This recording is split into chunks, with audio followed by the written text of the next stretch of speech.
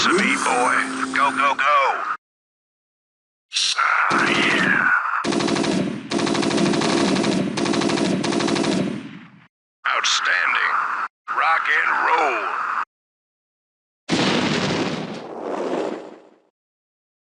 Hello everybody, this is Artosis, and I am, well no, that's not me that you see on your screen. That is actually a little guy named Tasteless that some of you may or may not have heard of. But a little guy? a little guy. And, you know, I am sitting down with him here today at Tom and Tom's Coffee. Yep.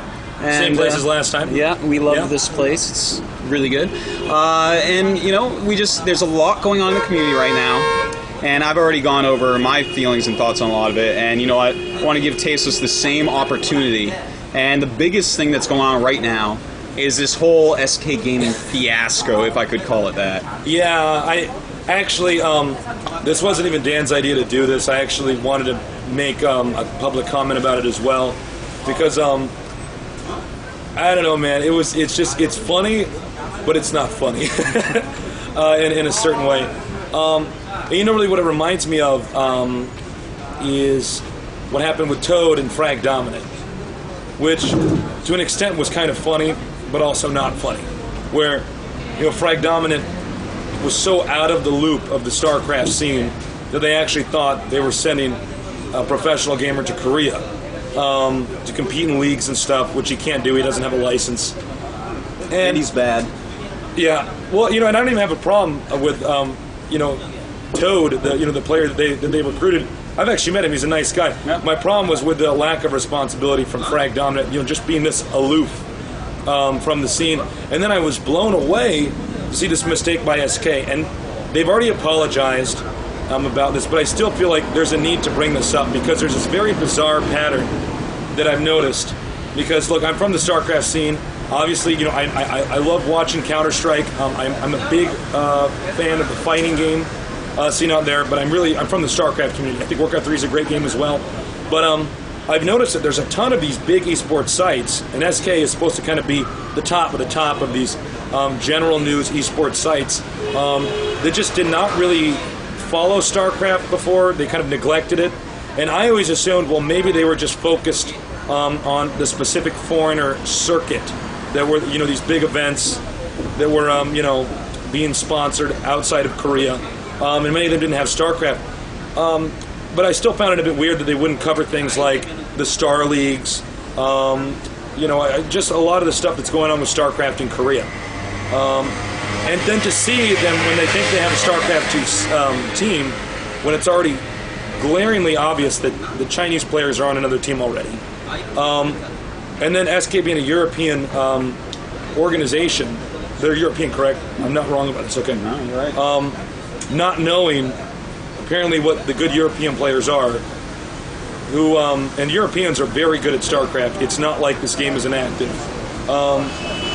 For them to not even know that was astounding. It was an eye-opener for me, and it kind of pours into a bigger problem that it's not really just SK Gaming's fault, but it's this problem in general where a lot of real esports that are highly competitive, even with the non-Korean StarCraft scene being marginalized because there's a lot of newbies running esports in general, you know, outside of Korea, inside of Korea too. But I mean, frankly, like, you know, just because the game isn't in a bunch of tournaments doesn't mean it shouldn't be getting, you know, some coverage or at least some acknowledgement when those events do occur.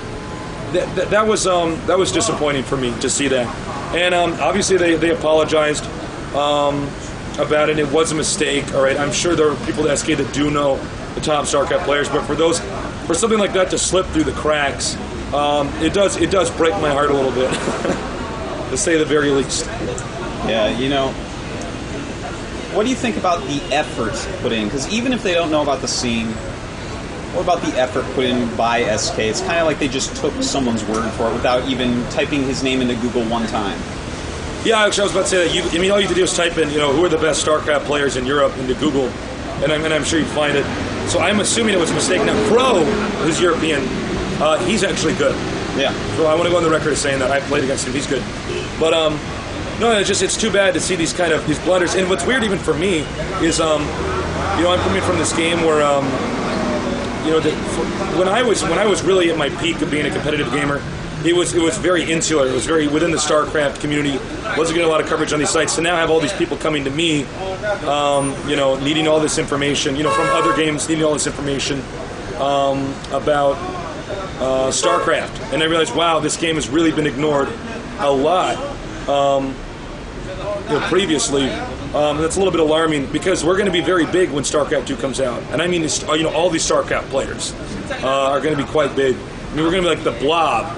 You're just sucking other nerds into us when StarCraft 2 comes out, because we're all going to be playing StarCraft 2.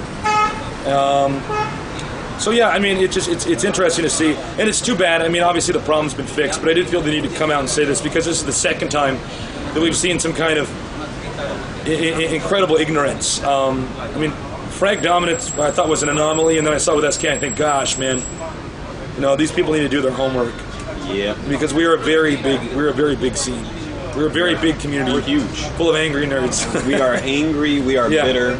We have no money in our community. Well, look, but we love it. Well, let's face it. I mean, and that's a chunk of the non-Korean StarCraft scene, not really including China. But then again, somebody like a Canadian like JF has made more than most pro gamers in Korea. Although I would be surprised if many people know that.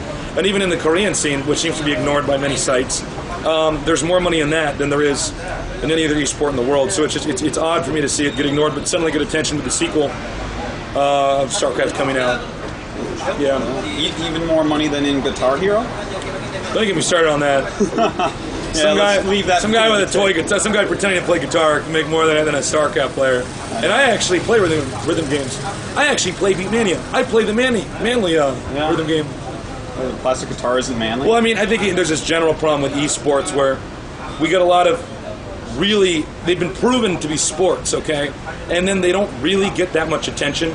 It was the same mistake that happened, or at least in a similar vein, when we saw Counter-Strike Source getting pushed so hard. One of the Counter-Strike players were saying, no, it's not as good as 1.6. And we're seeing the same thing,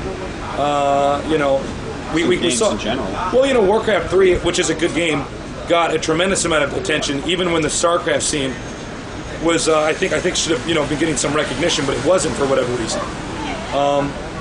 It's an interesting problem in esports, and now we see a lot of these games. And look, there are games that require skill, like I was joking about with Guitar Hero. Of course, that game requires skill. I played Guitar Hero, but it's not.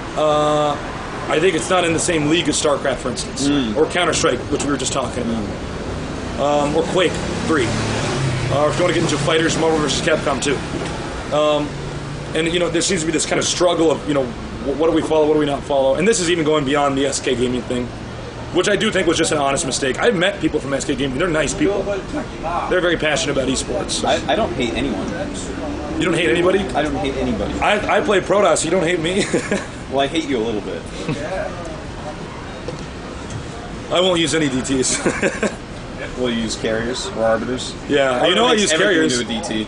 I use the carriers pretty often. You want to know a good strategy? Pros? Make gateways in the middle of the map? That's a really good strategy. Don't tell people that. Oh my god. You make an arbiter, though. Everything becomes a DT. It's like the most ridiculous thing I've ever seen. That's true. I know. And then we freeze you with our giant crystals. I know, right? Or we kill your base. All right. Yeah. Well, jump around to a couple other things real quick going on in the community. This is actually huge, and people are not talking about this enough.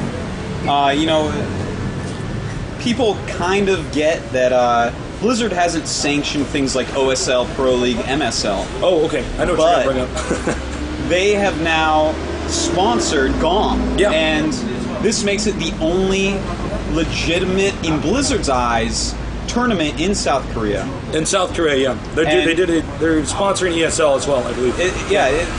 It's a pretty big deal, and people aren't really talking about it. So, what does that mean for now? What does that mean for the future? Well, here's why it's a big deal.